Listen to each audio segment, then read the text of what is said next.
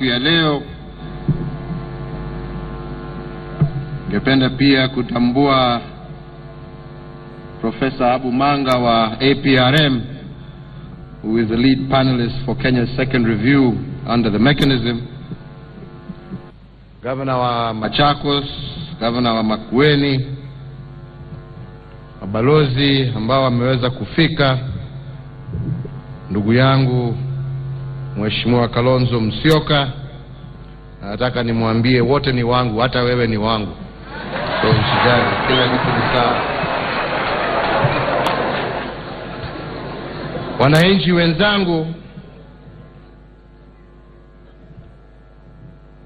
on the 9th of April 2013, I took an oath to be the president of all Kenyans.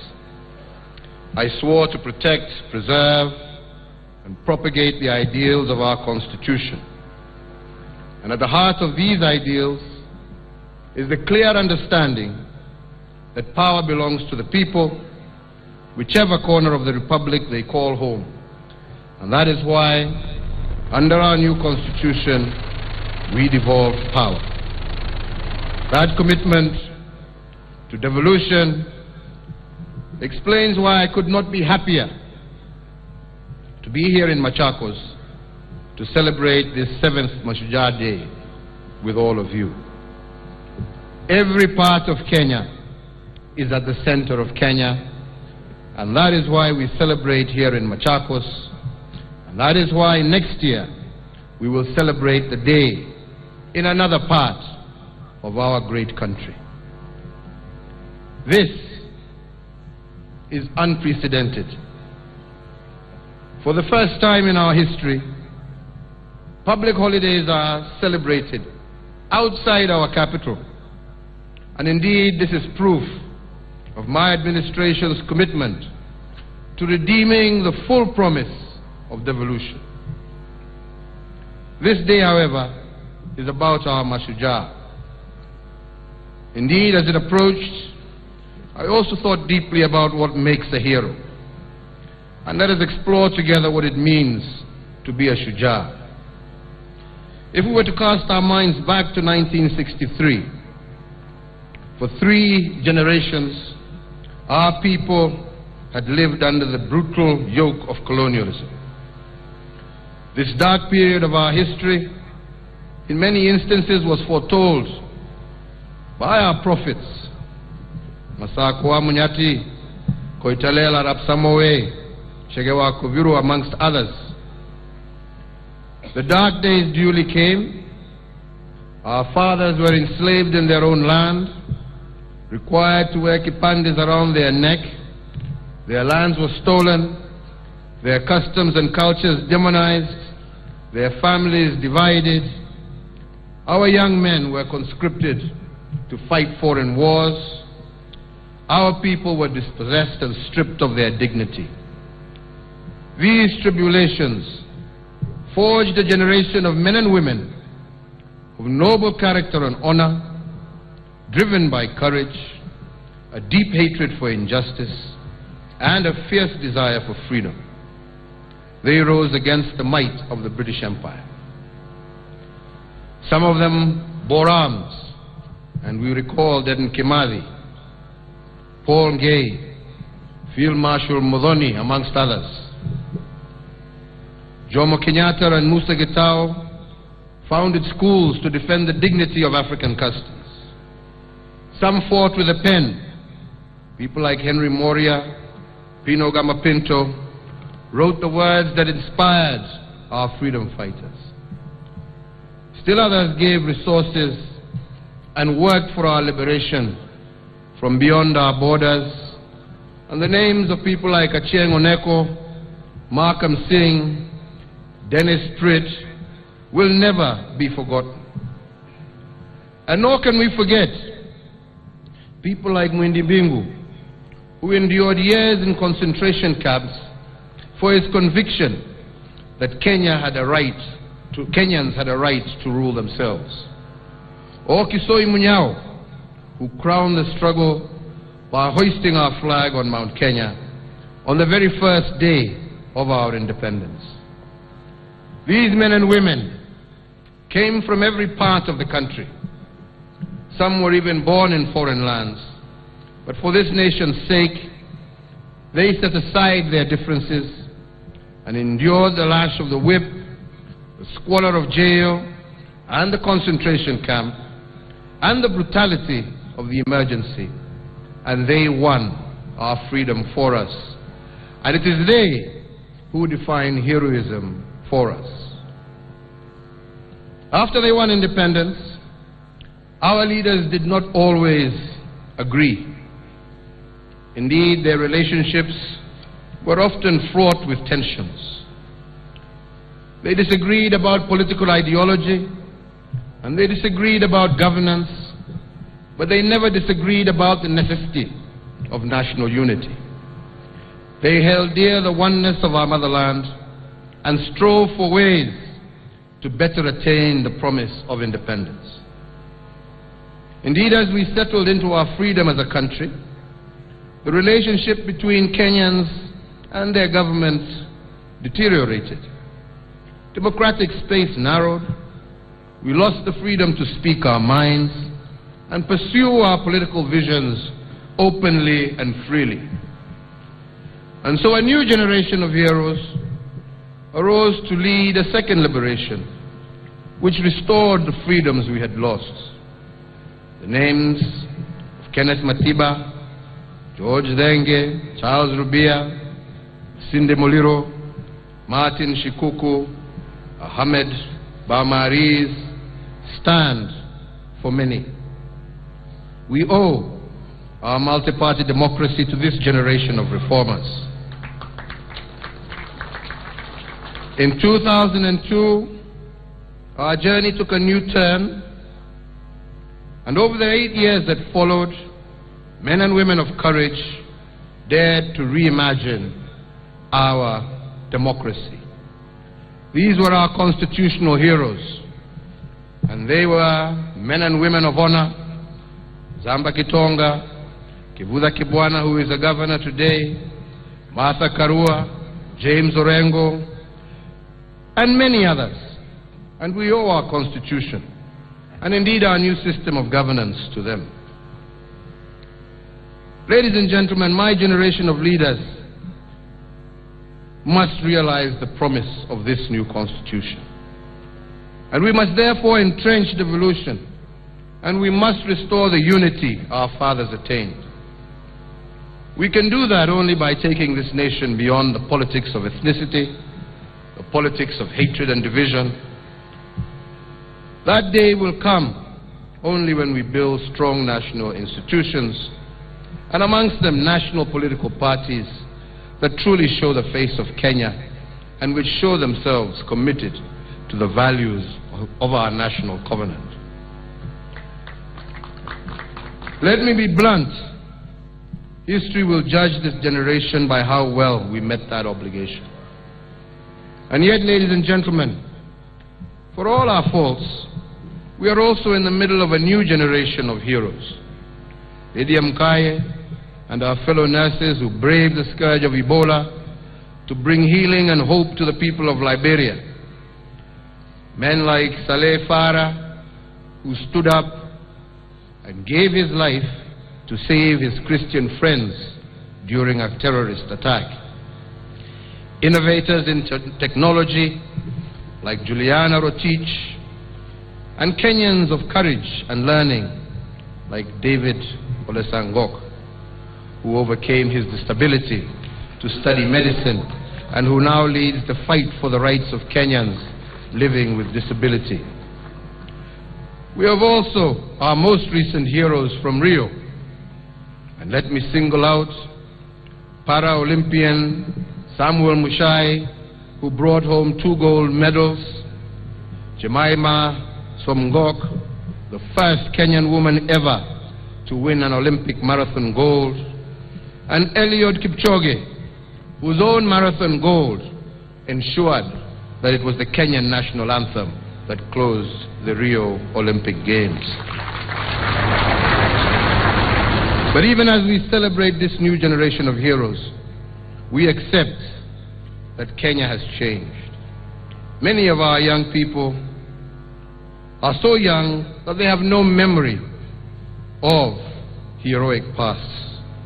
So it is our duty to teach them that past, not least so that our young people can distinguish between heroes and the fleeting celebrities of the day whose only cause is their own fame. We also teach about the heroes of the past in the hope that they will emulate them, for Kenya still needs heroes. Our unity is not complete. We still remain divided by ethnicity, and the faults of the past still haunt us, and our politics, as we have seen today, is still too ngumu sana hii. Anyway, Kenya is a state, but it is also a nation. The drafters of our constitution saw that Kenya is its land, is its institutions, and its people. But also, and more importantly, they recognize that there is an underlying promise that binds the people of Kenya, and our new heroes will need to hold fast to this promise. Of course, it exists in our hearts and minds, and exists in every true son and daughter of this great republic, whether they live here or whether they are making a future for themselves in the diaspora. To them, the well-being of Kenya is their true north, their reason for being. We don't identify our heroes by what they say. We know them by their deeds. Our heroes are the ordinary men and women who do extraordinary things every day. The mothers and fathers who work diligently to provide for and bring up their families. The men and women of God who teach us in our homes and communities. The workers in our public and private sectors who wake up early to build this nation. The security officers who put their lives on the line in the service of their fellow countrymen. The honest and diligent leaders in their various fields. Indeed, today, I salute you. You are truly Kenya's heroes. So this day, therefore, belongs to you too. For your day-to-day achievements inspire us to face the challenges we must confront on our path to becoming a nation our heroes can be proud of, a nation all of us can proudly call home. But since heroism is so powerful, we need to be careful whom we celebrate as heroes. Heroes do not use our diversity to divide us.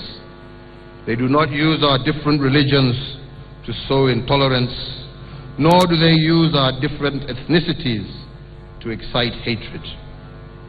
Service to family, to community, and to nation is what should define a Kenyan Mashujaa.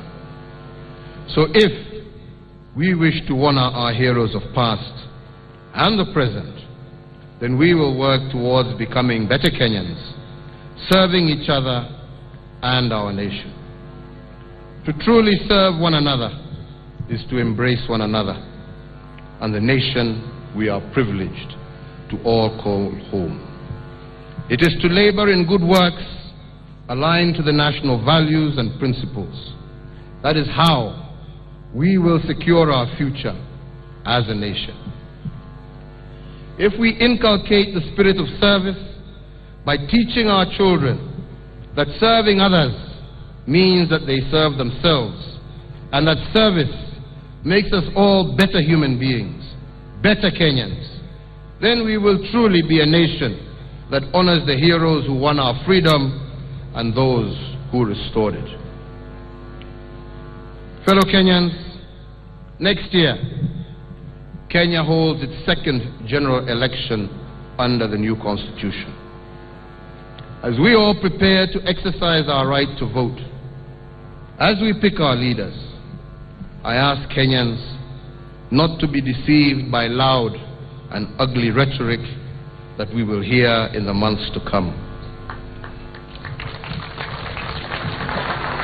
In making your choices, focus on what our heroes wanted for Kenya, and that was unity, cohesion, and prosperity for all.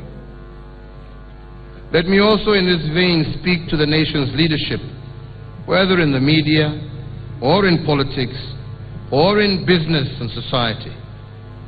You are indeed leaders in your own right. It is time now to become heroes. Campaigns are a delicate period for any country.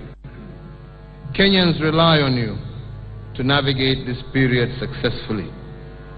As you pursue your own individual and collective aims, I trust that you will show the world that Kenyans can disagree politically and yet remain a strong and united nation. For in the end, all we are asked to do is to strive to become better Kenyans. And as we become better Kenyans, better citizens, we become a better nation worth dying for. Because only a nation worth dying for is a nation worth living in. Fellow Kenyans, this is the work to which your nation and its heroes call you today, not tomorrow, to fulfill. Wenzangu, kwa hayo machache, mimi sitaki niongeze, sitaki nilete siasa, sio siku ya siasa leo. Siasa itakuwa na wakati wake. Hii ni siku leo ya Wakenya wote, kila mahali walipo. Hii ni siku ya kuwakumbuka mashujaa wetu na kujiuliza sisi wenyewe ni nini ambaye kila mmoja wetu ataweza kufanya kuwa shujaa wa taifa lake. Na kuwa shujaa ni kuwa mtu ambaye anajali maslahi ya mwenzake. Na kujali maslahi ya mwenzake sio kusema mwenzako wa kabila lako, ni mwenzako Mkenya mwenzako, jirani yako. Usipodali rangi yake, kabila lake, dini yake, yeye ni Mkenya na astahili ahudumiwe ni wewe na mimi.